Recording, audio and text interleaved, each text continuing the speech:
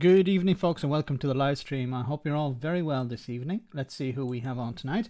We have Gene T, great to see you. Gene T, Raven 1983 Witch, great to see you. Enza the God, great to have you on. Norflinger, great to see you. Katrina Bryce, great to see you. I see the DUP are doing particularly badly in these elections. Yes, they are. Tom, great to see you too. Roseanne, great to have you on. We have CGM, great to see you, CGM. Tiny Demolition Lover, hope you're well. Great to see you. We have John O'Sullivan, great to have you on, John. Social, great to see you. Gadfly. Cryos, great to see you. Fearless Wolf, great to have you on, hope you're well. We have Mr. Johns, great to see you. Irish Maid, great to have you on. Tom, great to see you. Sean, great to have you on, Sean. Roisin, great to see you. CGM, great to have you on. We have Colin, great to have you on, Colin. Mickey B, great to see you. Santos. Chatty Rat, great to see you, Chatty Rat. Mega Hairy Bomb, great to have you on. We have who else have we got? Irish Maid, great to see you. Jackie 2, Johnny Valley Boy, great to have you on, and so many more. So, well, I want to say hello to everyone who's on the stream tonight. Remember to smash that like button. Hope everyone is very well, and I hope you're in a very good mood because we have a little bit of good news. If you don't know already, the Tories got a bit of a trashing yesterday, and we have the results tonight.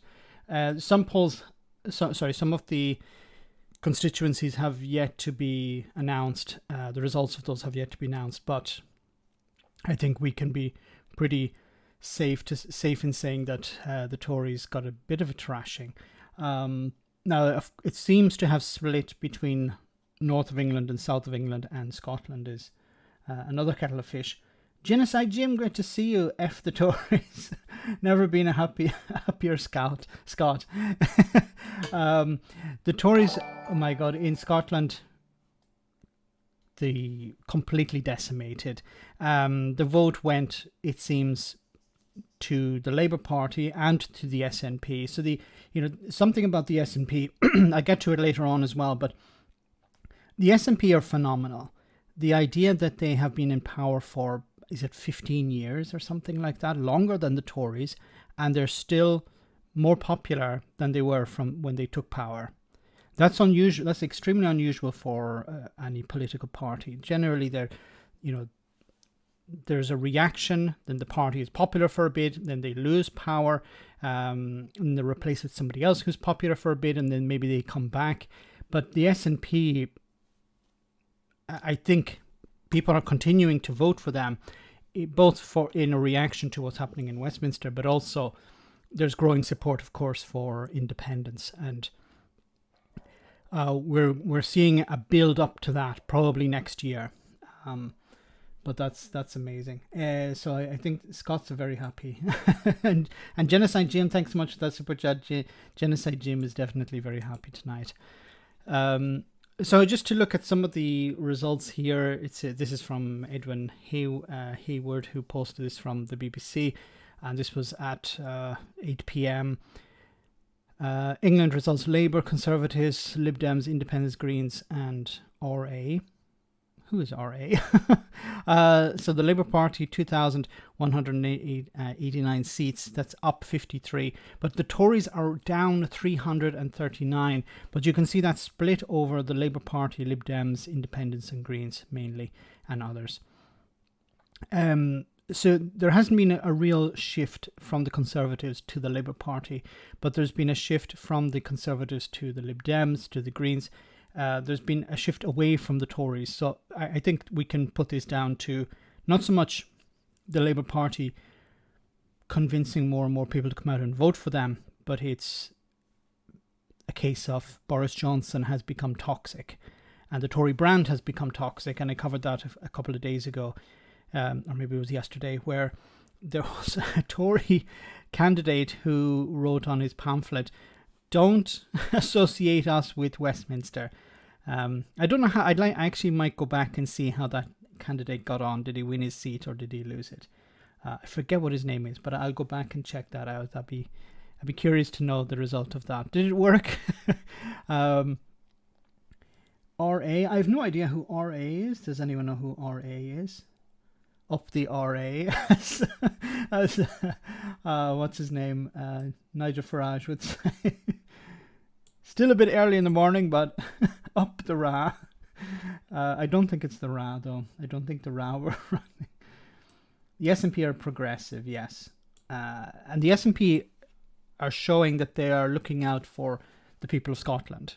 Look, I'm biased towards the SNP, but you can see how whatever money they have, they are distributing it to the poorest in society as well. Much better than Westminster is doing. So if you're a poor person in Scotland and you're looking at, okay, who's trying to help me out during this cost of living crisis? Westminster government or the Scottish government? Well, you know, objectively, the Scottish government is doing much more. So it's difficult. Residents Association, according to the BBC. Okay, thanks for that, Draconic. So it's not the Republican Army. Or it would have been something very strange. So that's, you know, we're going to talk a bit more about that. So it says here from, according to Sky News, crumbs of comfort for Johnson and rays of hope for Starmer, but Lib Dems the clear winners here. And you can see here the Lib Dems increased their number of council seats by 190, which is, you know, they're on 710 at the moment, an increase of 190. It's a massive swing for them. Remember, they're a smaller party, and sometimes they're forgotten about. Remember, guys, to smash the like button when you come on. So I just want to read this from Sky News. It says, the first ballot test since the Partygate scandal threw the Prime Minister into a leadership crisis and an emerging cost of living crisis. It was our first chance to see how tarnished the Tory brand had become. Whether headline voting figures roughly matched national polls, and how the local elections could be read across to a general election. And there has been talk of the Tories perhaps calling an early general election in order to stop the rot. Because, Gareth, thanks so much for that super chat. Party called RA. Got excited for a second there. Thanks so much for that super chat. Yeah, I got a bit confused for a second. But it's not up the Ra. There is talk of perhaps an early election, because this, as I said, it could stop the rot. The longer this goes on, the longer Boris Johnson remains in power, the better it is for the SNP, the better it is for the Lib Dems, better it is for the Labour Party. His brand is toxic. Things are not getting better. Things are going to get worse. And we saw, I don't know if you guys heard the news yesterday, the Governor of the Bank of England said he's going to increase interest rates to 1%. This is where it's the highest level since, I think, 2007 and 2008. And of course the cost of living crisis, inflation is expected to hit 10%. This is the highest since the 1970s. So this is extremely concerning, and you know, people are struggling. Who do they look to help them out? The Tories, the government. The Tories are not doing this. The Tories don't give a crap about the poor. And if they're not helping them, then they're going to punish them. So if the public are not being helped, they're going to punish the Tories. They're going to punish whoever's in power. And the idea behind calling an early election could be, as I said, the longer it goes on, the worse it'll become. So it could be a case of, okay, let's call an election as soon as possible, get it out of the way, and then we can be safe. We can be in a safe position for the next number of years. If an election was called today, it seems that the Tories would still remain the biggest party, but they would be short a majority. So you would have a hung parliament, which would mean that the Labour Party would have to go into power with maybe the Lib Dems, and perhaps even the SNP. So that would be interesting.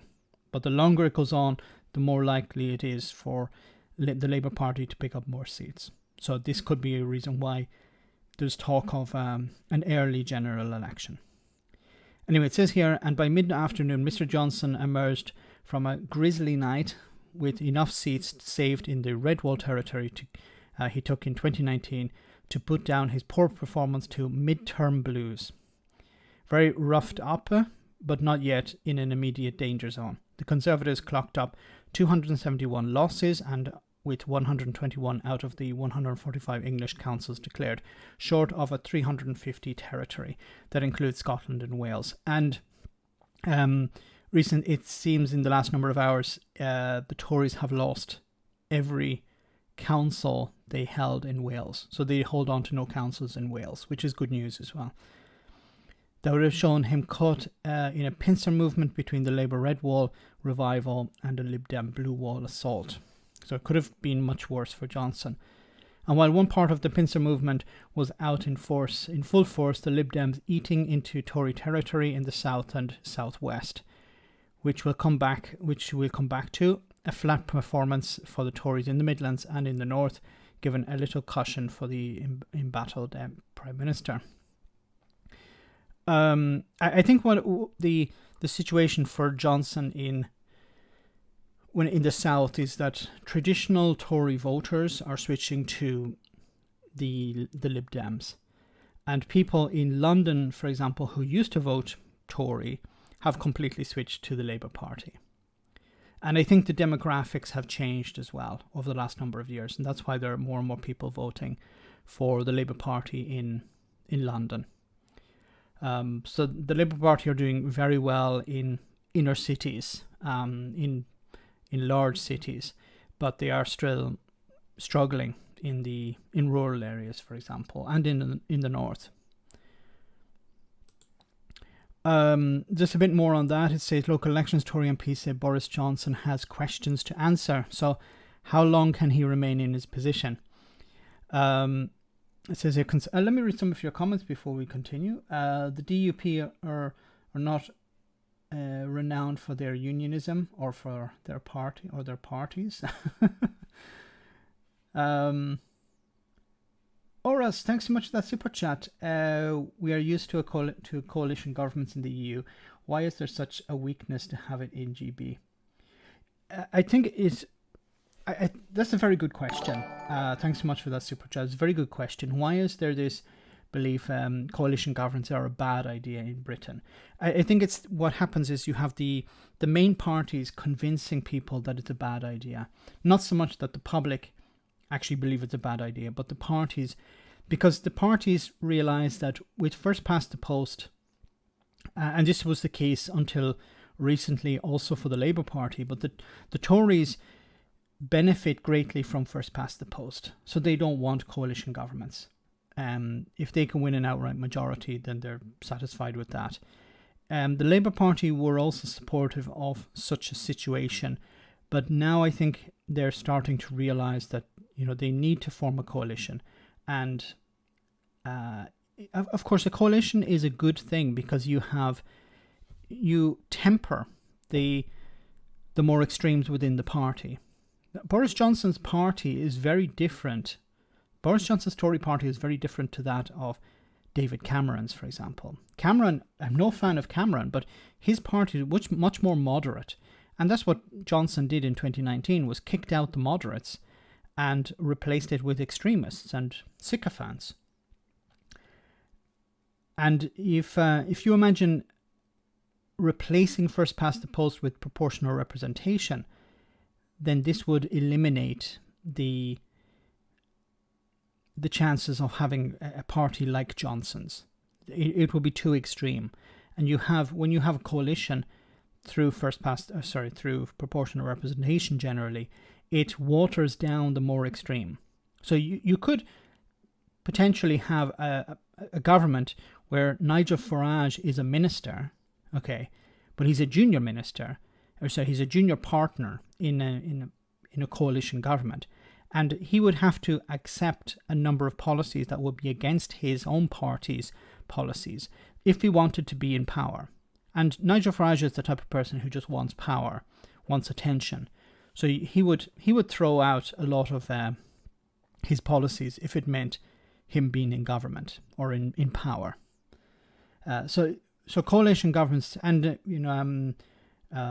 Ministerian, who's probably on tonight, has pointed out to me as well that in his country, in Denmark, there is an extreme party that's in government, but a lot of their policies have been excluded because they want to be in government. Of course, it also involves a negative of that is also absorbing some of their policies. You'd have a centre-left government imposing right-wing policies because they are in coalition with a right-wing party. So there are benefits and costs with having coalitions. But apart from Scotland, it seems that first past the post is an absolute disaster because you end up with the Tories. And it's very difficult now at this stage for the Labour Party to win an outright majority. If the DUP are religious, as they claim to be, it's clearly those prayers God is listening to. Also on Labour government have increased with all the bookies. I think Farage likes campaigning but not governing. Very good point.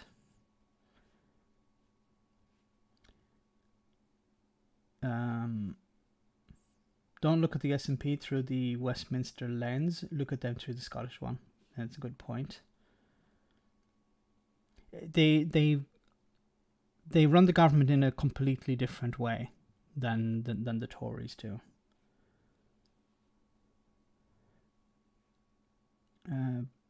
Tories only represent the traditions of class and divisions.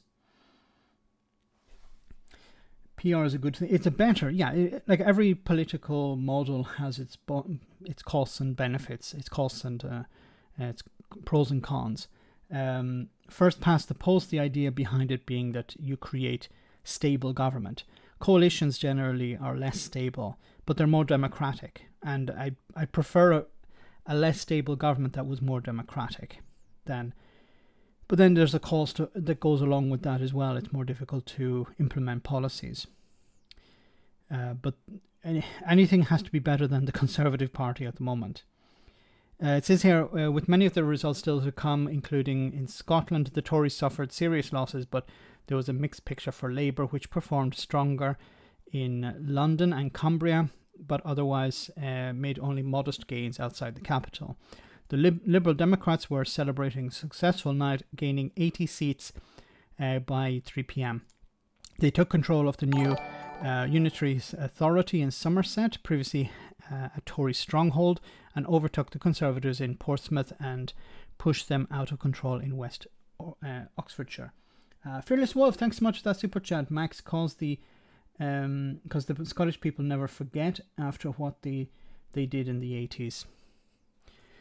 The Tories are toxic in Scotland. Thanks so much for that super chat. The Tories are toxic in Scotland, and I think it was wonderful in a way to see the result today where the Tories have been completely decimated in Scotland. And I've been saying it's who I've been saying for a while now, Boris Johnson is the greatest asset for the SNP. The longer Boris Johnson stays in power, the better it is for Scottish independence and the SNP in particular, because he's a vote winner. And I said, if the SNP wanted to continue to win elections, just put up posters of Boris Johnson around. And this absolute disaster with Douglas Ross, the leader of the Scottish Tories, where this is insane. So a couple of weeks ago, when Boris Johnson received the fine for breaking COVID rules, I think it was before he received the fine. So they were talking, okay, Boris Johnson, it was getting to a stage where Boris Johnson would have to resign. And Douglas Ross, and I remember doing videos on it, Douglas Ross saying, yeah, he has to go. And then Boris Johnson received the fine, and then it seemed the Tories didn't really want to get rid of him, even though he broke the law. Douglas Ross did a 180, a U-turn, and he was saying, yeah, well, it's okay for Boris Johnson to remain in power. And I think the Scottish people realise this and go, you're just trying to cover your own arse. You're not actually, you don't care about us. You don't care about the rules. You don't care about what's right and wrong. You're making political decisions in order to protect yourself. You're making these decisions to protect yourself. You thought that Johnson would go and then you would be, on the right side of history. And then he didn't go. And then you realized, okay, but we need him. Not him, but we need the Tories behind us. We can't be, sitting on the outside looking in. We have to. It's our party as well. And now it's come back to bite them in the arse. And it's very difficult and I've said this before, it's very difficult for the Tories in Scotland because they are associated with the Tories in Westminster. And when the Tories in Westminster do some stupid crap, the Tories in Scotland suffer the consequences of that. It's just how things work out. And they can't really demonstrate their independence of the Westminster Tories, because then what do they represent? They're supposed to represent the union. They're supposed to encourage people to come out and support the union. But if the general public see Boris Johnson as a representation of the union, then it's almost impossible to sell that to them. Gareth MacDonald, thanks so much, Gareth, once again for that super chat. A unionist politician in Northern Ireland on a day when unionists look to be on their way to a devastating defeat, and I quote, "Oh well, I don't think that the Assembly serves unionism." It's comical, man. Yes. Look, what's happening in Northern Ireland is going to be very interesting. You have the DUP, who up to this stage have been saying we're not going to go into power with Sinn Féin. There was, the polls up to now were saying that Sinn Féin would win a majority, or they would be not a majority. They would become the biggest party in Northern Ireland, and the DUP and the TUV were responding, "Oh no, they're not. No, they're not. The election hasn't happened yet. We don't think that's going to happen." And then, as soon as it has happened, now they're talking about whether they will actually go into coalition. Into the executive with Sinn Féin as the biggest party. Because what happens is the biggest party win the position of First Minister, and the second party win the seat of, or hold the position of, Deputy First Minister. And up until this stage, it was always a unionist who was the First Minister and a nationalist who was the Deputy. Now it's switched. And this is very concerning for unionists in Northern Ireland, because it demonstrates to unionists that there's been a shift. They are no longer the ones with their hands on the levers of power. And the union is on thin ice. It's not gone. It doesn't mean that there's going to be a border poll anytime soon, but it demonstrates that something has changed. And this type of change is something that was resisted right up to this moment. And now it has come to pass, and it's very difficult for them to see a future where things would revert. Even unionists, most unionists will see this as, oh no, this is the end. I think that's a bit dramatic, but it doesn't mean that there's going to be a border poll anytime soon. I think we're talking about years from now, but it does mean that unionism is in a difficult spot. And if Scotland becomes independent, I think it's going to be very difficult for unionists in Northern Ireland to look across and go, okay, no, we still want to be part of the union. A union of what? One part of the union has collapsed, has broken away, not collapsed, but that the union itself is collapsing. It's difficult for unionists in Northern Ireland to continue to sell that. I'm hoping to have a chat with somebody about this in the future. I'll keep you posted on that. Thanks so much, Gareth. But we'll talk a bit more about that later on. Be in no doubt the union is over. It is. It's on life support at the moment. I don't see... you can see the man in the picture here, Keir Starmer, but Is he going to revive the union? I don't think so. I think it's gone too far at this stage. Even if Starmer won a majority at the next election, an outright majority without the need of the SNP, I think the damage has already been done. Because, look, even if Starmer said, I'm going to go ahead with, let's say, devolution plus, I'm going to provide more and more powers to the the Parliament in Scotland, to Holyrood. I'm going to allow the Scottish Government to have more power to control more of its affairs. The problem with that is that parts of England will say, well, what about us? We want more power. And I don't know if the Labour Party would go down that road. That could be a difficult situation. Okay, if they devolve more power to English councils or regions, there could be people within the Labour Party who are against that, because it means losing power in a sense. And politicians don't want to do that. They want to consolidate power.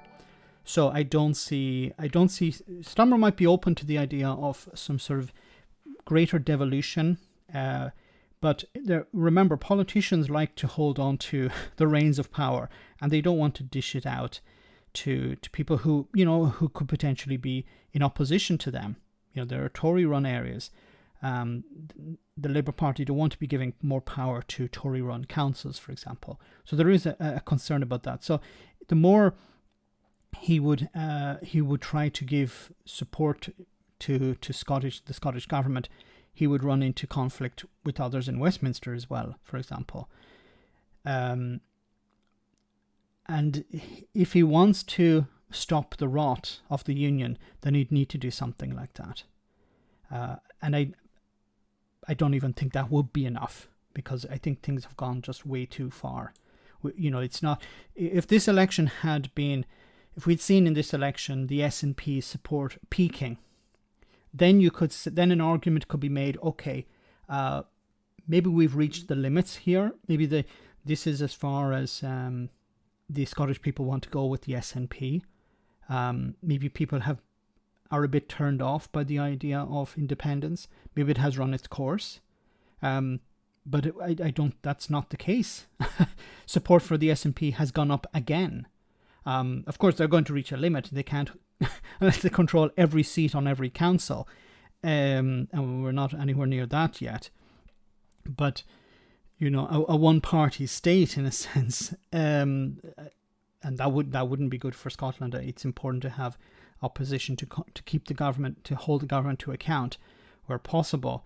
But it's. I don't see the union surviving much longer.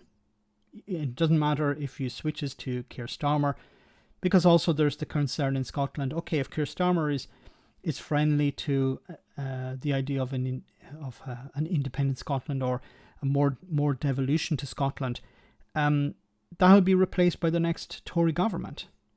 So you'll always have the threat of a Tory government on the horizon, and I think that's one of the biggest drivers of independence as well. The Tom Leg, thanks so much for that super chat. Well said, Max. Thanks so much. I'm not an expert on Scotland. I need to speak with some more experts on Scotland, but just as an outsider, I see it as very interesting that you have a party that has been in power for a long time and their support has actually gone up. This is unusual. Generally, support for parties peak, it declines, they're replaced by another party. Those peak, they decline, and it's back and forth, like as you normally see in most other countries. But Scotland is an unusual case here, and I think we're going to probably see this until there is a referendum, Scottish independence, and then eventually after an independent vote, and if Scotland does vote to be independent, you would see the SNP sort of disintegrate, because they would no longer serve their purpose.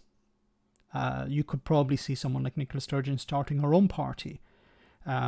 People within the the SNP tent will go in different directions. There are conservatives with a small c in the SNP tent. There are socialists. There are liberals. There are left-winger, right-wingers, all sorts inside the SNP at the moment whose goal is independence. And once independence has been achieved, they would form their own parties after that. And you would have an independent Scotland with a conservative wing, with a liberal wing, socialist wing, for example. And that's understandable and that's normal. Fearless Wolf, thanks so much for that super chat. Brown promised that before the day before the 2014 referendum, as they vowed nothing came of it, like they promised that they'll make next year. Oh no, I can. You're completely right here. What they'll do is they'll the unionists will be pumping all sorts of promises out. They'll be saying, yeah, we're going to provide extra funding for Scotland. We're going to provide more powers to Scotland. But I think that bridge was burnt back in 2014.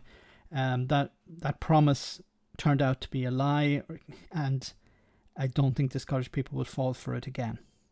The propaganda will be pretty strong, and they may even roll out Gordon Brown once again, but I don't think it'll work that time. And those who remember 2014 will not be happy to see Gordon Brown, and those who don't know him will be asking, who is this old guy?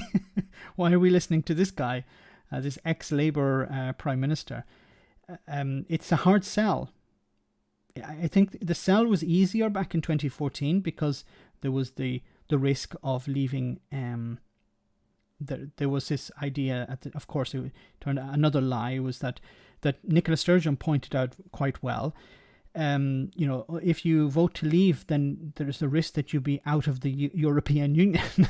And Nicola Sturgeon said, yeah, but there's a referendum on the cards, and if Britain votes to leave, then we're dragged out as well. And that was dismissed as scaremongering back in 2014. And she was proven correct. Anyway, goes on to say, however, Labour failed to claw back much ground in the many red wall areas outside the capital, measured against those seats were last fought in 2018 during Theresa May's premiership. The election expert Professor John Curtis told BBC Radio 4 programme, the trouble is, outside of London, Labour's share of the vote was actually down slightly in terms of seats won and lost. While it made net gains in London, it's actually made a slight net loss outside of London. So outside of London, it's a rather different story. And of course, Labour can't win Westminster Parliament by simply winning Westminster Council. And that's a valid point, of course. Why was the support strong in London, but not in the north? And I think the problem is that many people are still not convinced by Keir Starmer and the Labour Party. And maybe I don't know if this is true or not. We're probably going to find out later on, but and I'd like to hear from people in the north of England. They know it probably better than I do, of course, that it seems Starmer is probably too London-centric. Would the vote have gone the same way if, for example, Lisa Nandy or Andy Burnham? Imagine if Andy Burnham had been Labour leader. Would the vote have gone the same way? But then is there the risk that if you had somebody like Andy Burnham, would he also win?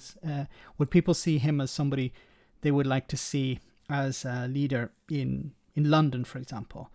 So there is this idea that maybe Starmer is too London-centric. The Labour Party is too focused on London and not on the rest of the country. And I still don't understand why people voted for Boris Johnson in 2019. Yes, to get Brexit done and all.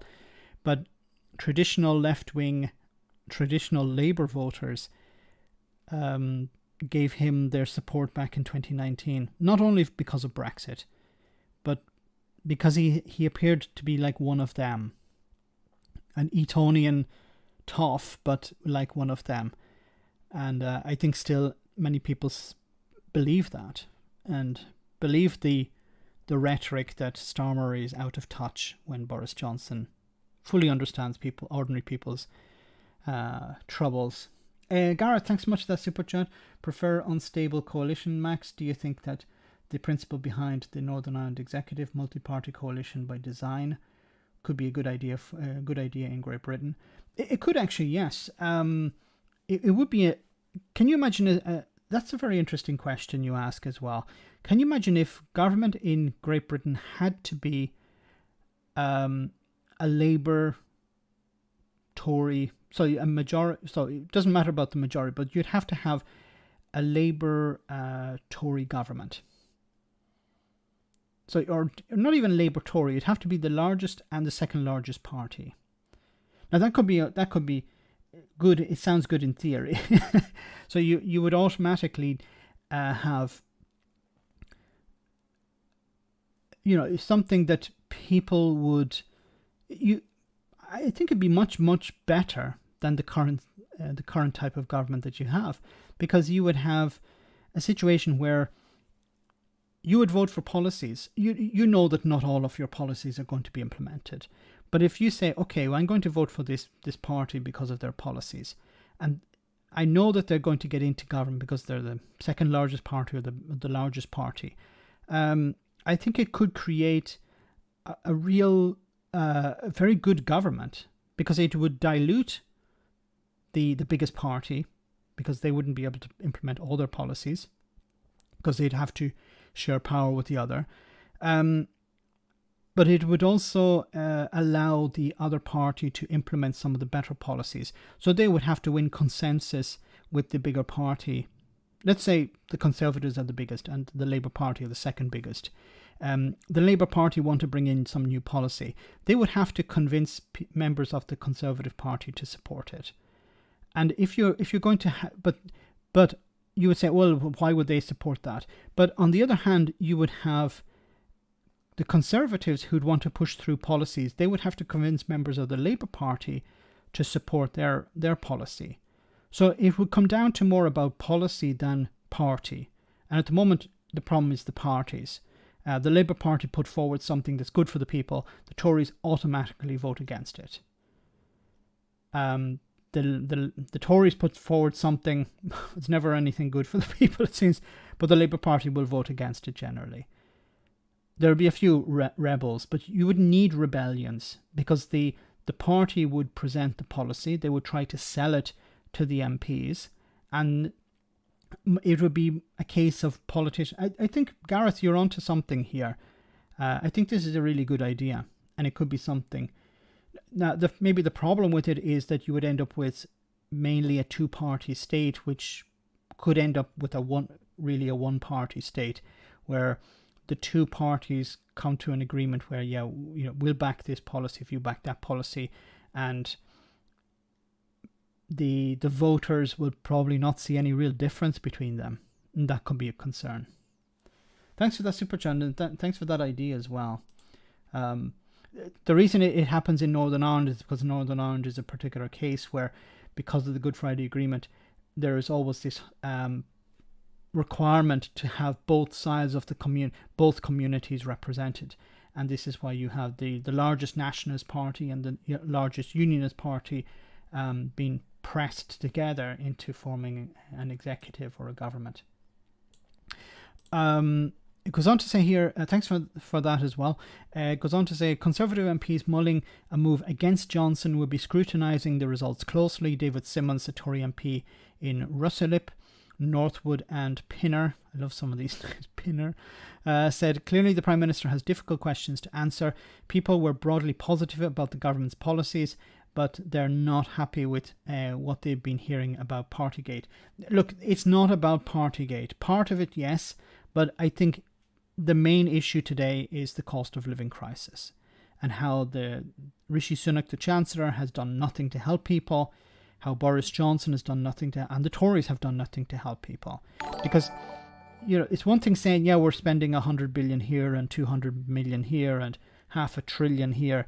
That's pointless, because if people are, especially elderly people, are riding the bus in order to keep warm, then it does not matter one iota how much money you have thrown into some project. It doesn't matter how great the universal credit taper is. If people have to rely on food banks, if people have to decide between heating and eating their home, it does not matter at all how much money.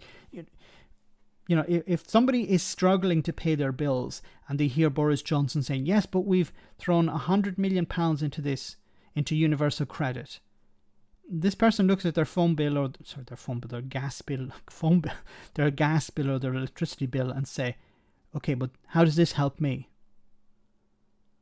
So when the time comes around to vote, are you going to vote for the person who said, yeah, I'm going to help you, but didn't? Of course you're not. The Tomba Lake, thanks so much for that super chat. Kind of a bad model, Max. Kind of a bad model, Max. Northern Ireland. There are problems with it, because at the moment in Northern Ireland you end up having a nationalist and a unionist party. So you end up having the more extremes put together. Sinn Féin and the DUP are at the two ends of the political spectrum. When it was first introduced, you had the likes of the SDLP and the UUP. They were the biggest parties in Northern Ireland, and the extremes. So I think the idea behind it was it would keep the extremes out, because people would vote for the more mainstream parties. It didn't actually work out like that.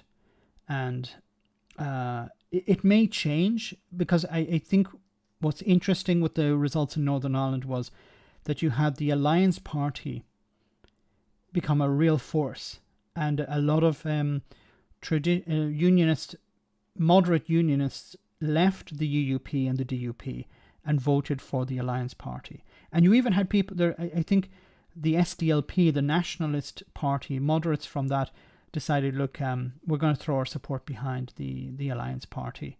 We're sick of the tribalism, and we're going to support because the Alliance Party represent non-tribalism, the opposite of tribalism. So that's why they're picking up so much support, and you could get to a stage where they would become the biggest party. Not at the moment, but it's potential, and I don't think the Good Friday Agreement has that taken into account.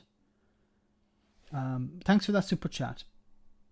I just think something better than what's currently on the table in Britain. Universal credit, don't mind us, just plopping a subscription fee on existence. Buses aren't warm since COVID, all the windows are open all the time. It's going to be a tough winter for all of Europe. If Tories don't change their tune, forget the next general election, people will start raising gallows. I think this year is going to be really, really difficult, because we're going to see a rise, for example, in the cap. Ofgem have said that they're going to increase the cap by another 40%. Then there is inflation. The Bank of England have raised the interest rate to 1%, which they hope will bring down inflation down to, it should be at 2%. It's likely to hit 10% this year. And then you have Brexit, and you have the energy costs, which are something that is not being dealt with. The energy costs are something that's beyond the scope of the government. Brexit is something implemented by the government. And these are costs that have to be, that are passed on to the final consumer. And this is going to make things even worse. This is why I think the Tories would like to call an election as soon as possible, because 2023 is going to be very difficult. 2024 doesn't seem to be getting any better. And I don't see them waiting any longer than that. See, the longer they wait, the worse the effects of Brexit and the cost of living crisis will become. And people will become angry. You don't want the electorate angry. And they don't seem interested in actually providing real support. Anyway, let's go on. I want to show you this clip from Sky News. Dawn breaking in London and the Labour mayor in good spirits. Labour Council! The capital's council's changing hands. Labour winning here in Wandsworth, a symbolic success for the party. And the outgoing Conservative leader clear national issues at play. The cost of living is a bit of an issue and people are complaining about that. There have been other comments about what is happening nationally, which is affecting people's judgment, and people are making that judgment between national and local and casting their vote as they want to. Partygate also spoiling the mood for Conservative councillors in Westminster. Another Tory council fall into Labour for the first time ever. Jubilation for him. Here in Barnet to hug in the handover of a third Tory council. This is a big turning point for us. From the depths of 2019, that general election, back on track. Yes. That change this last 2 years has been really hard for us as a party, but we've done it. We've built those solid foundations. Solid strides and fresh foundations in southern England, perhaps more troubling for Boris Johnson. The Liberal Democrats finally regaining ground. From the Tory heartlands of West Oxfordshire to South West England in the town of Taunton. I wasn't expecting that.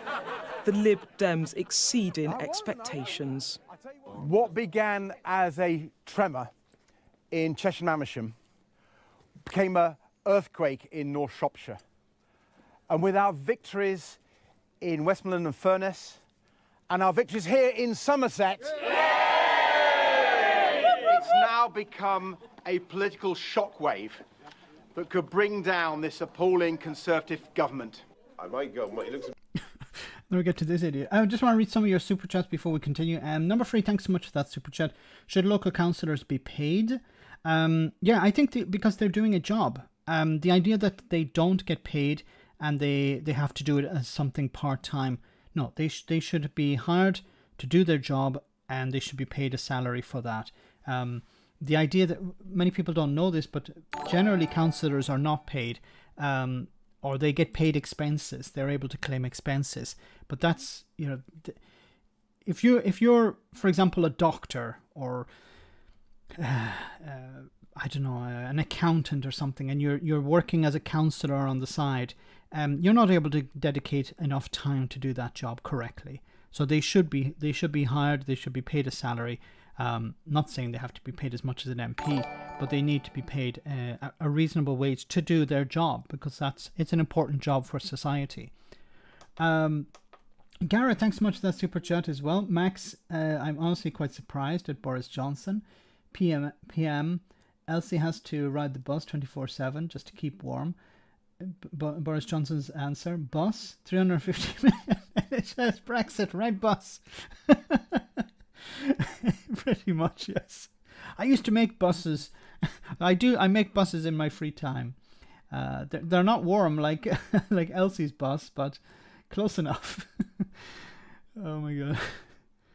A bit greener crown I've done. That not the picture this PM would paint of this set of election results. By no means the royal reception he received at last year's elections, but this not a total catastrophe either. She is the longest serving monarch in the history of the country. Boris... I don't know if these kids know what the meaning of these words. But anyway, Genocide Jim watched Indie Truck Davy today with the Subsea 7 report. The Tories made a map of Scotland's resources were minted. That's thanks so much, Genocide Jim. This whole idea that Scotland can't become independent because it would be poor, and then during the cost of living crisis, well, we need to, pump more oil and gas, we need to pump more resources from Scotland because it has loads of resources available, and we should be taking advantage of that. So at one stage, the Tories are saying Scotland cannot become independent because it doesn't have any resources, and then the next minute they're saying, yeah, we have loads of resources available in Scotland that we should be taking advantage of. Johnson dismissing symbolic losses and minor gains as mid-term blues. It's mid-term and it's certainly a mixed set of results, and We've had a tough night in some parts of the country, but on the other hand, in other parts of the country, you're still seeing Conservatives going forward and making quite remarkable gains. The big lesson that I take from this is that this is a message from voters that what they want us to do, above all, 1, 2 and 3, is focus on the big issues that matter to them. But just down the road from the PM on this visit to his constituency, his own MPs say Partygate very much did matter. It's very clear on doorsteps there is a message here. People have switched their votes to lots of different other parties. They haven't endorsed Labour, endorsed the Liberal Democrats, the Greens, but they are clearly sending a message to my party, to the government that I support, to say that there needs to be some change. Across London, the day didn't start well for the Prime Minister. From Wandsworth to here in Westminster, the Tory party losing crucial ground in London. Number 10 predicted it was going to be a grisly night. But in this first ballot box test for the Prime Minister since the party scandal broke, he emerged battered but not entirely broken, holding enough ground in the red wall to hold off his critics for now. This man, the Tory Scottish leader, was for a while one of his critics, now back behind the Prime Minister, but behind in the polls too. The Scottish Tories now in a sore third place in Scotland, losing more than 60 councillors across the country as Labour... 60 councillors lost in Scotland. Completely decimated in Scotland. And as I said at the beginning, the shift has moved from the Conservatives to the Labour Party. But it's not like the SNP have lost seats to the Labour Party or to the Conservatives in any real way. As I said at the beginning, the SNP support has increased, not decreased or even peaked. Labour moved to second place. I aspire for us to be in first place. That's a long road ahead, but I'm really pleased that we're demonstrating real progress over the course of the last year. You can't... Look, I understand he has to sell these sort of political ideas. Yes, we can be number one in Scotland. But if people have consistently voted for the SNP on the back of independence, unless you say we're going to offer independence as well, then what do you actually have to sell them? Because what is the role of the Labour Party in Scotland? We're going to be a progressive party, but we don't want a second referendum. But one thing is saying, look, we don't want independence, but we support a referendum. Because how can you be against a referendum? If you believe the union is strong, then you should support a referendum. The Tories should be the same. They shouldn't be saying we're against a referendum. It's a distraction. Remember when there was mention of a referendum back in 2019, was it? They were saying, oh, we can't have it now because we're going through Brexit. Remember, we have to get Brexit done. Then in 2020, oh, look, there's the pandemic. We can't have a referendum now because there's a pandemic. Then in 2021, we're getting out of the pandemic. We have to rebuild. We can't have a referendum now because we have to rebuild. And then this year, the argument was, yeah, there's a war on. There'll never be a stage where it will be okay for them to have a referendum, but they should actually support it. I think they have to say, yeah, we're going to support, but we support the union. You can say, I support a referendum, but I support the union. Doesn't mean supporting a referendum means you're against the union. If you believe the union is strong, then you should support a second referendum. Because then what other reason would people vote for you? Because if you say, well, vote for me because I'm a progressive party, but they already have a progressive party, the SNP.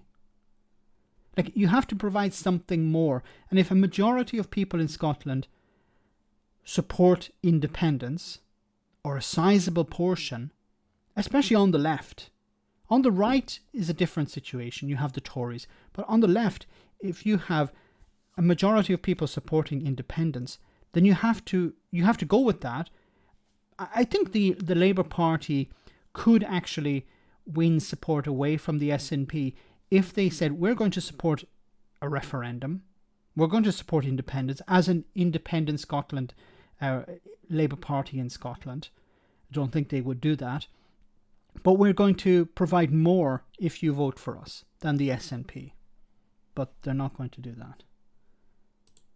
That's been borne out by these results, where we've made gains, yes, from the Conservatives, but we've also gained seats from the SNP. We've won in places we haven't won in for a very, very long time. So a good day for the Scottish Labour Party, but I want us to drive forward.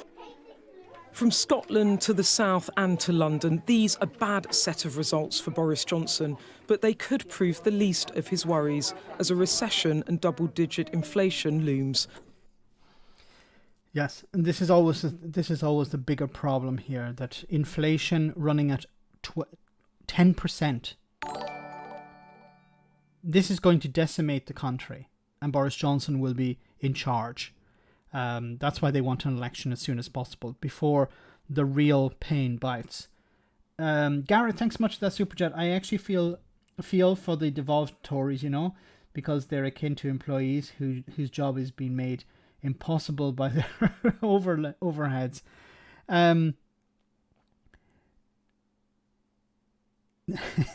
Yeah, no, it's the Tories in Scotland. Thanks for that super chat. The Tories in Scotland understand the damage that Brexit was going to do to Scotland, and I think even Douglas Ross was a Remainer. Now, of course, he has to support Brexit because Boris Johnson is in charge. I think a bit more independence from Westminster would do the Tories in Scotland a benefit. The more they're in line with the Tories in Westminster, the less support they will maintain in Scotland. I think there's been a real shift taking place over the last number of years. People who would normally vote Tory or vote Labour are looking at Westminster and saying, we need to get out of this.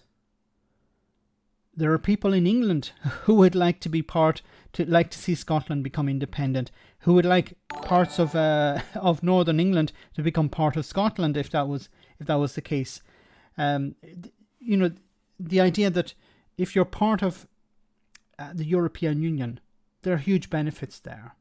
They're looking at Ireland, for example, and how Ireland has benefited from EU membership. And Scotland, you know, it's very difficult to sell somebody the opposite of that.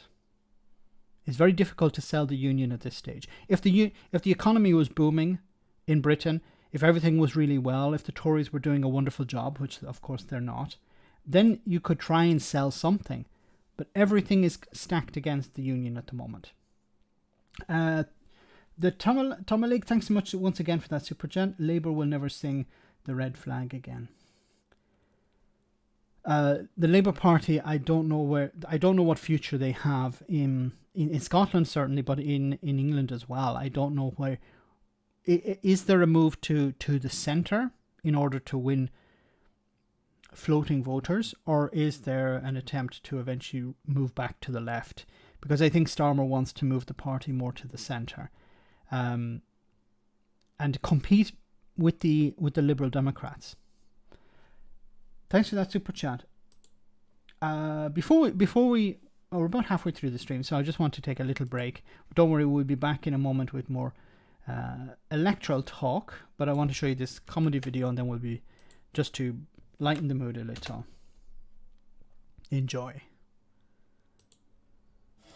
Well, here to discuss the idea are two people not qualified to talk about it, but holding strong opinions nonetheless. Polite greeting. Polite greeting. Polite greeting.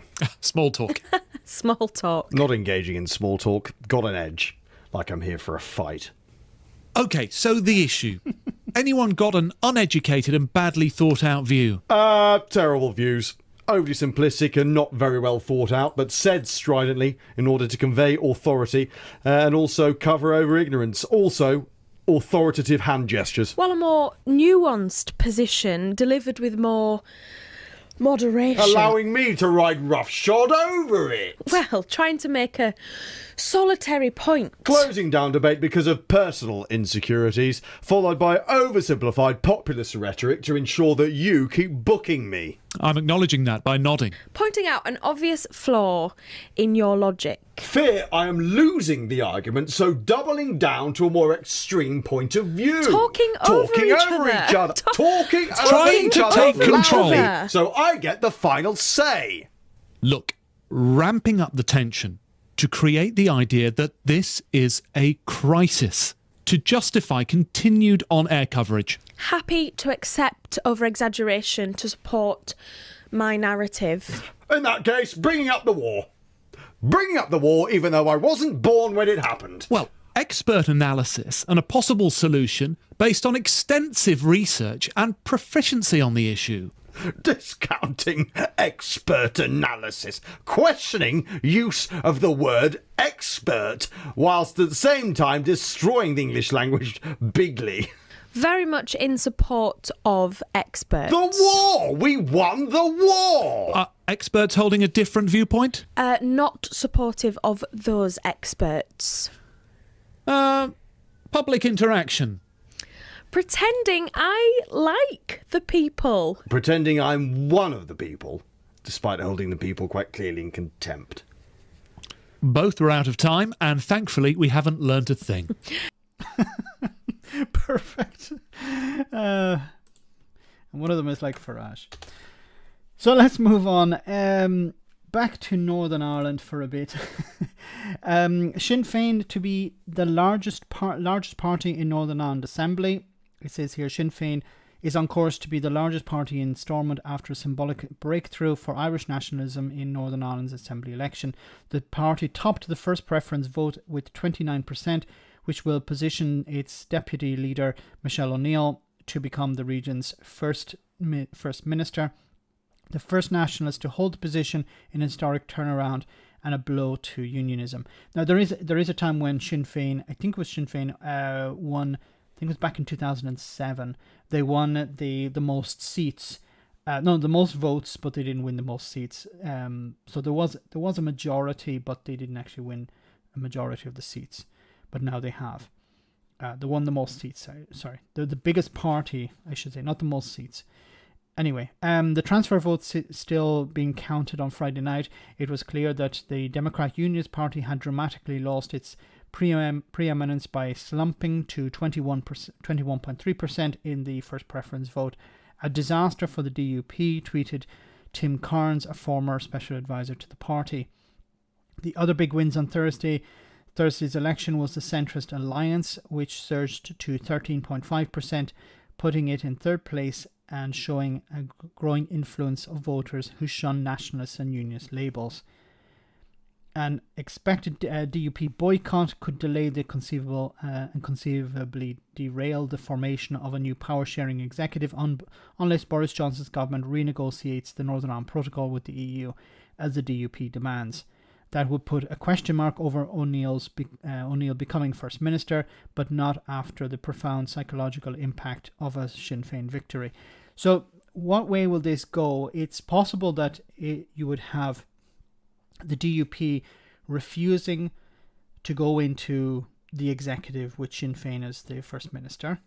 But how long can they resist that? Because people voted. This is the result of the vote. This is a democratic election, and it would make sense for the DUP to go into. Now, the DUP would probably say we can't go in because the Northern Ireland Protocol is a Northern Ireland Protocol. I think what it does is it gives Boris Johnson's government a bit of breathing space. It allows them to say, look, the result is democratic. We have to respect that. You have to respect that. If you don't go into coalition with, if you don't go into this with Sinn Féin, then the result will have to be more elections, or power sharing will end and power will return to Westminster. I don't see anyone in Northern Ireland wanting that. So I think there will be growing pressure on the DUP to go into the executive. Now, the DUP will have to, in a sense, have to keep their own people happy, because they've been banging on about the protocol for so long that they can't just turn around and say, okay, yeah, we'll go into coalition, into power with Sinn Féin. What about the protocol? So I think what they're going to attempt to do is put more pressure on the UK government to do something about the protocol. and say, look, if you, probably behind the scenes, they'll say, look, if you try to sell, if you say that you've made some changes, significant changes, that you've pressured the EU to make some changes, then we will go into power with Sinn Féin. I think this is what's going to happen behind the scenes. Because Sinn Féin, the DUP are in a weaker position now. The vote has obviously gone Sinn Féin's way.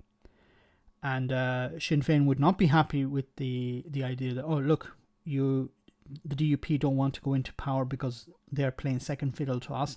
We played second fiddle to them. You know, the executive was operating until recently. Now the DUP are throwing a tantrum. This is not respecting the vote in Northern Ireland. And I think it would, in a sense, benefit Sinn Féin, because they would say, okay, if you're going to have another election, then bring it on, because our support will probably go up, because the country will become even more polarized, and the more moderate parties will lose out there. The best case scenario would be for the DUP to go into the executive with Sinn Féin, keep their mouths shut. A lot of this is a consequence of Brexit. Okay, if there was no Brexit, I don't think Sinn Féin would be doing so well here, and the DUP would be doing so badly. This is and I don't want to see the DUP rewarded for Brexit. Gareth, thanks so much for that super chat. A telling symbol of modern day Britain. Let me see if I can bring that up.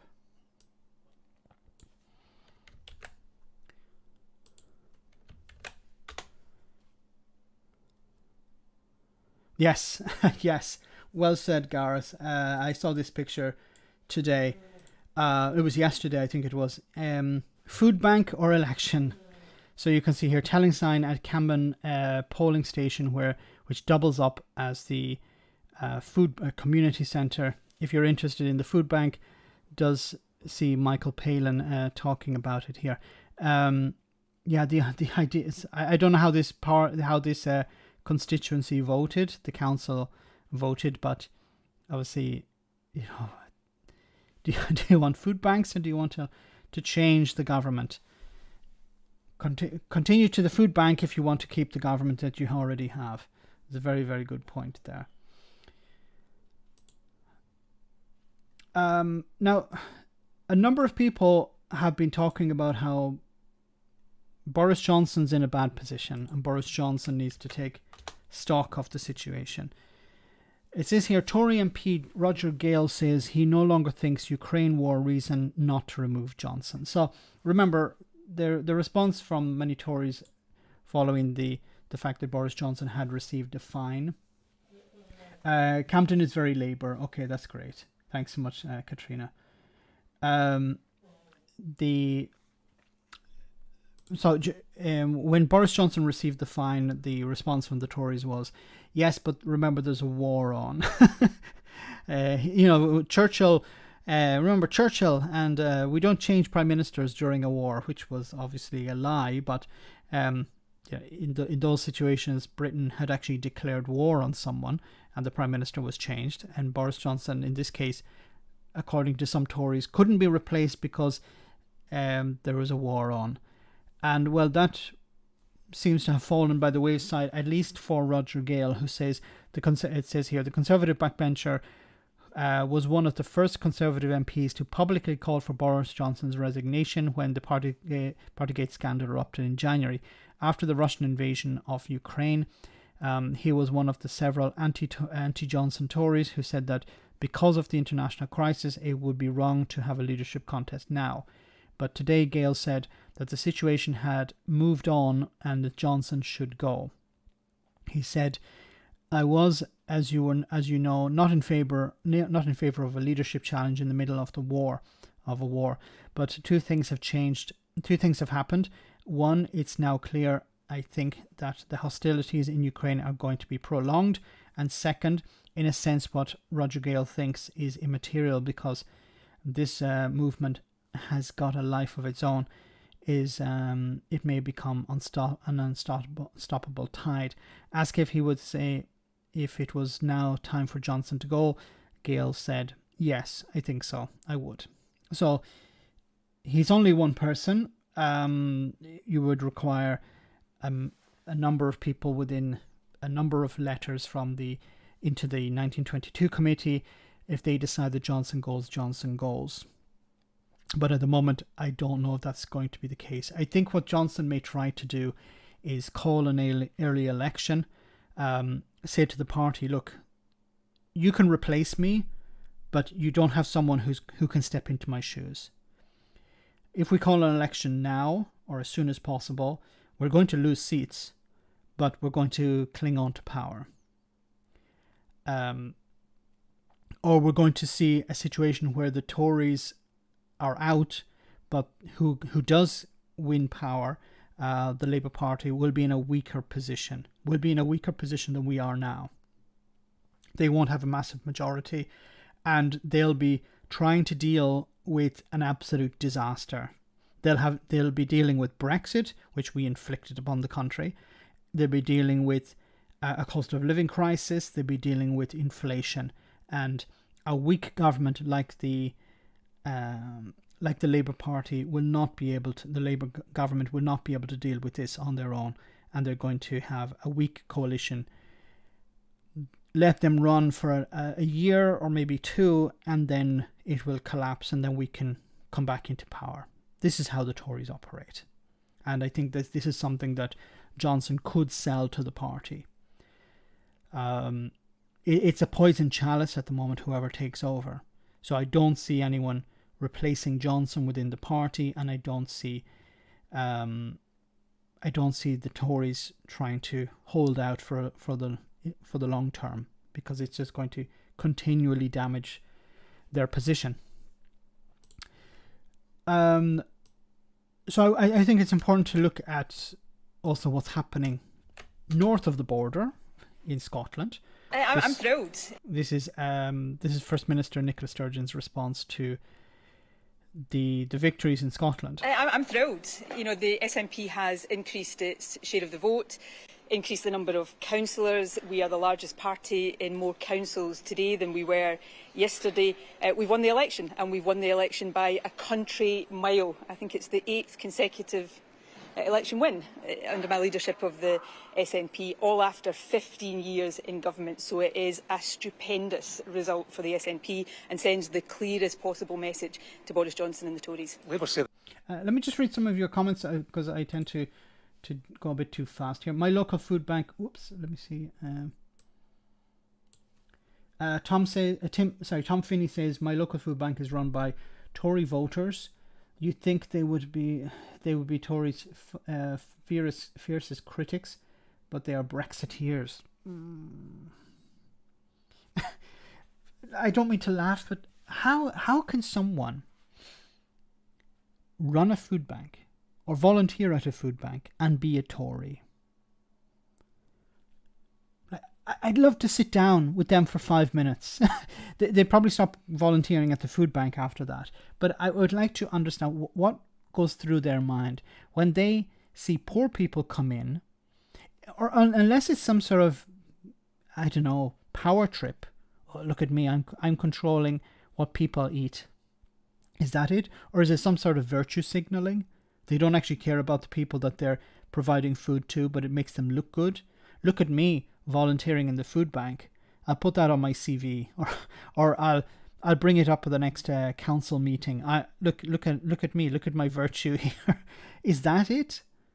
Because how can you listen to people's stories? I can't pay the bills. The universal credit uplift was really helpful. Now it's gone. Like, how do those are people coming in to collect food? How do they respond to that? Do they say, yeah, that's terrible? How could the government cut the... Oh, wait a minute. Yes, I support the government. My family's business used to export to the EU. We can't now because of the Brexit, because of the Brexit red tape. And these people are Brexiteers, and they respond, yeah, isn't that great? We have our freedoms back. You have sovereignty. Okay, you can't eat it, but... it's better than food. Really, Tom, I would love to sit down and ask these people even just 2 or 3 questions because it just blows my mind, the idea that somebody can be a Tory and volunteer at a food bank or run a food bank. It has to be about, it must be some sort of narcissism that's involved here. I'm not saying that if you're a Tory, you're automatically an evil person. It's just, how can you face people who are struggling and support the government that has made them struggle? It's like, I don't know, it's like somebody who supports arson going and planting trees after, a forest fire. And then not being against arson after that. Supporting the arsonists. Really, guilt complex? Maybe they feel guilty and they say, well, I better do. But then why would you? But there's no requirement on you to vote for the Conservative Party. So it's not even you made a mistake and you're okay, I'm going to help out now, because then you just stop being a Tory. You're like, oh, I voted for Boris Johnson. He turned out to be a pathological liar. Then I'm going to vote for someone else next time. It doesn't require you to. I need to make amends for that. It's not, if you were conned. So I don't know if it's a guilt trip. Maybe such people believe in the minimal government mantra. That charity should do the job of government. That's really sick. That they believe, and you could be right there, number 3. That they believe that, it's actually, we're doing the right thing. We shouldn't ask government to do this. This should be charity. But then what if the charity doesn't receive enough money? What if the charity supporters decide, I'm sorry, this month I can't give a donation? I know some of the food comes from supermarkets. What if the supermarket closed down and there was no source available? What if some of the volunteers said, look, I can't do it anymore? What would happen to the people then who rely on this? Pound shop philanthropy. Nick, I think you've hit the nail on the head there. Pound shop philanthropy. I'm not criticizing people who volunteer in food banks. I fully support them. My problem is the people who vote for parties that support policies that force people into using food banks. It just blows my mind. You're thinking too deeply. These people have a self-image or self-righteousness, the pillars of society. It's no deeper than that.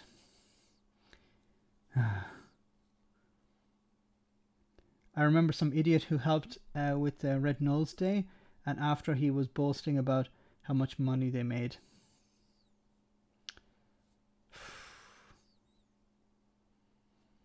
More Tories lost their seats than people lost their lives to COVID today. They don't care if charity can't get anything it needs. It's part of the free market. Free market charity. Oh my goodness. Okay. That they have a result in Glasgow given their improvement. Labour are off the canvas in this election, do you think?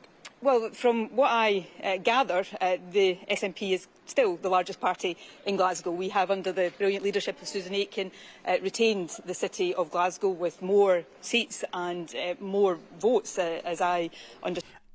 Now, I haven't been following Scottish politics that much, but I do know that there has been a concentrated effort by people online in particular to shift, to undo the SNP's control in Glasgow.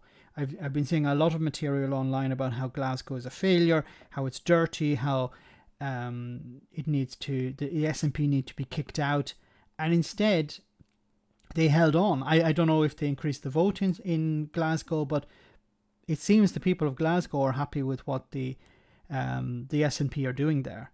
So I don't know if this attempt to protest was grassroots or whether it was AstroTurf.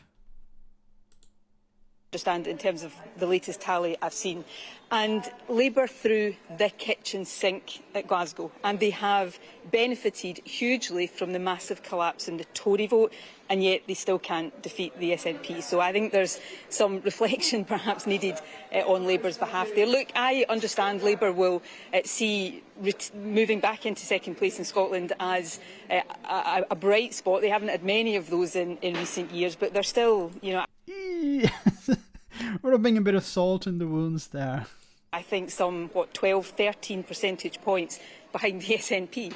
So I'm interested in the SNP result. After 15 years in government, we have won another election, not marginally, we have won the election overwhelmingly. And let me congratulate my councillors and activists in every part of the country who have campaigned tirelessly in the last weeks and months. And I think, you know, the Tories, in particular in Scotland, have suffered a devastating result, and I think there is lots of thinking on the part of Douglas Ross that is going to be necessary. What do you think of the police investigation into Keir Starmer possibly breaking lockdown rules? It's a police investigation, and as you know, it would be entirely wrong and inappropriate for me to comment any further on that while it is ongoing. What should Douglas Ross do now?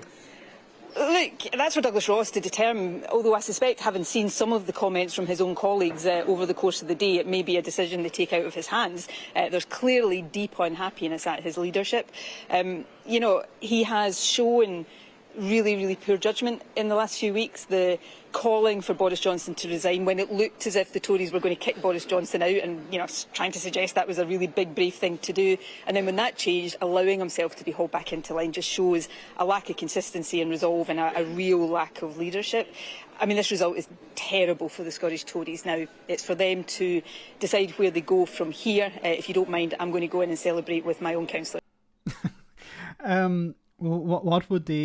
What's going to happen with Douglas Ross? He'd be probably replaced. I don't know who's going to replace him, but obviously there isn't a lot of love lost. There is a lot. No, how can I say? There's love lost between Douglas Ross and Tory HQ in Westminster. They would not be sad to see him go, and they may put. This is the problem: is they may put somebody who's more aligned to Tory HQ in Westminster, and this would just sink the Tories even more, because they'd probably parachute somebody in from Westminster, which would go down like a lead balloon in Scotland. The Tomalek, thanks so much for that super chat. Photo opportunity, socialist huggers, the food bank groupies. I'm not sure I understand that, but socialist huggers, the food bank groupies. Anyway, thanks for that super chat. Sorry I don't understand your comment. Maybe write it in the chat as well. Douglas Ross is incapable of thought or thinking. Maybe he could find the kitchen sink. I don't know. One careless owner. Douglas Ross, last known sighting, attaching kit hen sink somewhere. D. Ross should stick to being a linesman. He's still an MP seat, and this is the thing. He's, you know, he's also a member of the Scottish Parliament. That should not be, you know, double jobbing should not be permitted. It's not permitted in Northern Ireland. Why is it permitted in Scotland?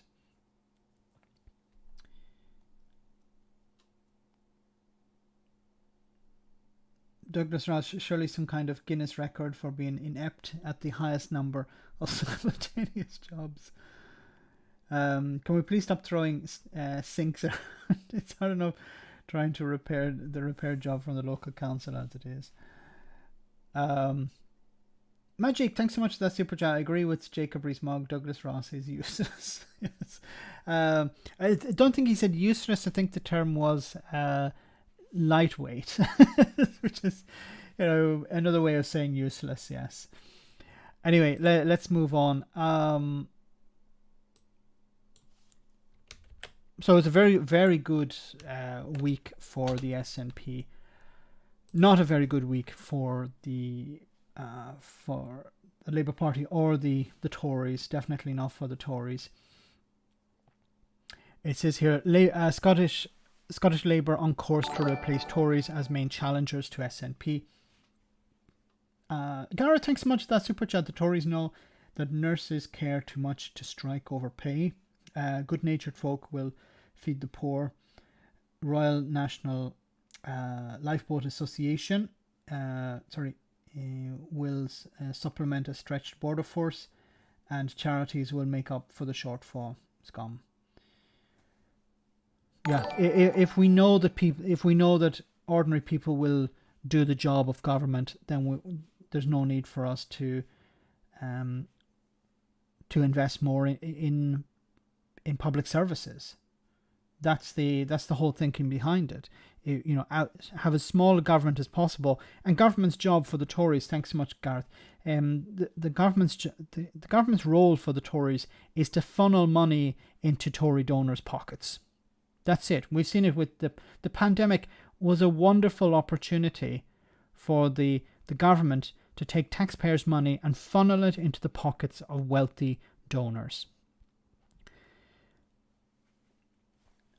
And that's how it's going to continue until they are kicked out. There needs to be a real change taking place. And I really hope that if the Labour Party win the next election, that they will bring in proportional representation, because it would do away with a lot of this. A lot of things can't change because the Tories are in power at the moment. Hi Max, I would like you to make a lengthy video about Kate Hoey. It would be me insulting her for an hour and a half. I want to see what she has said about the Northern Ireland Protocol, or what she said about the results. And, her and Ben Habib was interviewed by GB News, Gammon Brexit News today, I think it was. I think it was Gammon Brexit News anyway. He was interviewed, and I haven't seen the video, but I saw just him appearing in it, and I can imagine it was about, how the Northern Ireland Protocol has to go, and unionism is under threat at the moment, and he has to take responsibility for that. And I'll probably do a response video to it, because I know Ben Habib is talking crap, and he needs to be someone needs to respond to it. Anyway, it says here, Scottish Labour on course to replace Tories as main challengers to SNP. Scottish Labour is set to become the closest challenge to Nicola Sturgeon's Scottish National Party after Conservative support plunged to its lowest electoral result in a decade. Labour enjoyed an unexpected win in SNP-controlled West Dunbartonshire, taking overall control of the council, as it won a swathe of seats across Scotland's 32 councils and made unexpected gains, putting it on course to take the second largest share of the vote. Anna Sanwa, the Scottish Labour leader, said, "This is the first positive and cheerful day for the Scottish Labour Party after 10 years of defeats, and I'm pretty confident by the end of the day we'll be in second place in Scotland. Our eyes are firmly set on the SNP." The results trigger sharp recriminations amongst the Scottish Tories, who found themselves relegated to third after voters punished them over the Partygate crisis by abstaining from the election or switching to Labour and the Lib Dems. Embarrassed by defeats in wealthy areas such as Edinburgh and East Renfrewshire, I know I'm mispronouncing that, the Tories enjoyed a rare glimmer of success in Scottish leader Douglas Ross's home area of Moray in the northeast Scotland, gaining 3 seats. The SNP remained dominant across Scotland, narrowly winning control of Dundee by a single seat after 5 years in minority government, and by 4 p.m. had won 362 of the 1,227 seats available, up 21, with a number of councils still to declare. But Nicola Sturgeon too endured a few moments of anxiety as the Scottish Greens, the SNP's partner in Holyrood, enjoyed a surge of support in both city and rural election. I think that's important to remember, is that the Green Party did well, and the Green Party are pro-independence as well. So yes, while they are, you know, another party, they are also supportive of independence, and they are also working with the SNP in Parliament. Kevin Ladd, thanks so much for that super chat. Keep up the good work, Max. Thanks so much. Thank you very much for that.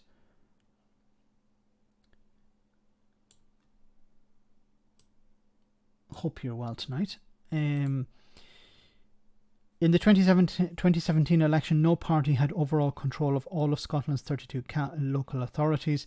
Scotland's 3 island authorities, the West Isles, Orkney and Shetland, are also dominated by unaligned independent councillors, so there's no single party in power. So we'll have to see how things go. It would be interesting what happens, you know, if there's an election called, what's going to happen to the Tories in Scotland, what's going to happen to the Labour Party in Scotland. The Labour Party at the moment have 1 MP. Would they go down to 0? Could they increase? Would they take... I don't know how many the Tories have in Scotland. 2, I think. They have Douglas Ross, sorry, Douglas Ross, and they have another guy, a young guy. I don't remember his name. So Douglas Murray, that's what Boris Johnson called him. Tories got battered everywhere they go, everywhere they go. It's been a bit late, needed foods. Great to have you back on, Magic. Starmer had moved Labour to the right of the Tories on some things like minimum wage increase. Battered like a Brexit fish. I've got, I know I've got my frustration on something. Up your kilt. 3, I think. So yeah, so there's Douglas, there's Douglas Murray, David Bowie, and Andrew Bowie, is it? Yeah, I think it's Andrew Bowie. Douglas Ross, Andrew Bowie, and somebody else. There's some other guy, I don't remember his name. Michael Gove used to be Scottish. He used to be. I love the use of the past there. Neither do I remember his name. That's how well known he is in Scotland as well. So guys, we're almost at the end of the stream. Look, the results are still coming in. It's going to be an interesting few days. What's going to happen with Boris Johnson? Is he going to walk? The results are not as bad as the Tories had expected, so Boris Johnson is likely to hold on. There are going to be growing calls for him to resign. But Boris Johnson, as I said before, is like Teflon, and I think what the Tories might attempt to do is hold on for a bit more, see how the polls go. But I think they're going to call an election soon, because the longer this goes on, and this is not just a case of, well, you know, perhaps things will get better over the next 12 months. No, things are definitely going to get worse. There is the rising cost of living, inflation expected to hit 10% this year. It's always about the economy. If the economy is doing badly, if people are suffering financially, they're going to punish whoever's in charge. And the Tories may want to call an election early in order to hold on to some support, hold on to as many seats as possible, or with the idea that, well, if we are replaced, we're going to be replaced by a weak Labour government, a weaker one than one that could be winning elections, you know, a year from now. Genocide Jim, thanks so much for that super chat. Good luck to Labour voters. Still waiting on my potholes being filled. My street looks like Ukraine. No disrespect. I imagine you're in a Labour council, so hopefully they'll fill those potholes. I think not that I'm definitely not a supporter of the Tories, but I think there was a Tory councillor who had a very good PR stunt. What he was doing, he would film himself and he would post these videos on social media of him doing stuff around his constituency. Probably you know the guy. He's a big guy with a beard, and I think it was in the London Borough, but or London Council. He was. You see him coming along with a piece of with some concrete and filling a pothole himself and filming it. There was a broken sign, and he arrived with some tape and he put the sign back in place. And he shared these videos on social media. And look, it's a bit corny, it's a bit cringy, but I think it actually, works. Something like that could be beneficial. So it could be something many other politicians can consider doing as well. Hopefully not. It's not how potholes get fixed by one guy just turning up and fixing them. You need investment, you need money, you need to raise taxes, you need to spend this money in the right way. Stop being mean to politicians. No, I mean they killed Diane. Don't Tories withhold funding for Labour councils? No, I don't think they can do that. But what they are trying to do is instead not withhold funding, but they're sending Tory councils free ports. Yay! So that's one way of, in a way, withholding funding. But I don't think they can do that. So guys, have a great weekend. Remember, on Sunday we have our Sunday brunch. We have Phil from A Different Bias who's coming on to have a chat with us, probably about the election. Don't think we'll be able to talk about anything else. And we'll also have Michael Lambert on too. We're going to get Michael's take on what's happening post-election. Of course, we're going to be talking about maybe what's going to happen with Boris Johnson and the Labour Party going forward. And also, I'd like to talk a little bit about Northern Ireland, because I think that is very important as well. So before we finish, guys, remember to smash the like button on your way out. If you're a supporter on Discord, on Patreon, you have access to Discord, and I'll see you after we'll have a chat on that about what's happening. And if I don't see you on Sunday, I'll see you next Tuesday at the same bad time, same bad channel. Have a great weekend, take care, and before we finish, we have our one funny video for the road. And welcome to our election night special, during which I'll be getting increasingly tired and tetchy with my colleagues, especially this prick. And I'll be presenting the results in a jovial way, along with some baffling graphics that makes the process of choosing who runs the country feel like a computer game from the early 2000s. Well, they've been trying to count these votes as quickly as possible and be the first to declare, as though that's the thing. A bit like a young man might try and complete his exams as quickly as possible and be the first in his family to go to university. Thank you, Jamie. Stay warm. Got a big coat. Didn't need a reply. Now, you're a respected political commentator with a column in a broadsheet newspaper, and you've written 3 best-selling books and 9 other books. What's going to happen tonight? It's going to be a bad night for Labour. They just haven't achieved any cut-through due to their lacklustre campaign. Well, we're just getting some results in, and it looks like Labour have done better than expected. As I just said, their low-key campaigning has really caught the public mood. No, looks like I've got that upside down. Looks like Labour have done worse than expected. Well, that was always going to happen due to their lack of energy. No, turns out this was an early poll and things have since changed. The only thing that never changes is the confidence I have in my opinions. Now, the government announced last week that they intend to punch everybody in the face who owns a doorstep. People just aren't talking about this on the doorstep. So we've got our spokesperson for the Labour Party on the line. Do you have a response to that? Well, what I'd say to that is... Oh, sorry, I need to cut you off. We're going straight back over to Jamie. Big news at the count here as some protesters from a local pressure group, Bypass, it's not clear if they're pro or anti, have arrived and disrupted proceedings by unfurling a large banner and chanting Bypass. So a surprisingly weak showing for the Freedom I Won't Let You Down party, whose frontman Jordan Stote is of course narrowly known for his acting work, but best known more recently for his infamous appearance on Questions, where he told the audience he was bored of being called sexist just before calling the presenter sugar tits. Despite a large and well-funded campaign, he seems to have received fewer votes than the number of articles written about him in the press. Do you think this will be a wake-up call for the media? Absolutely not. Still no results here. Sometimes you just have to wait.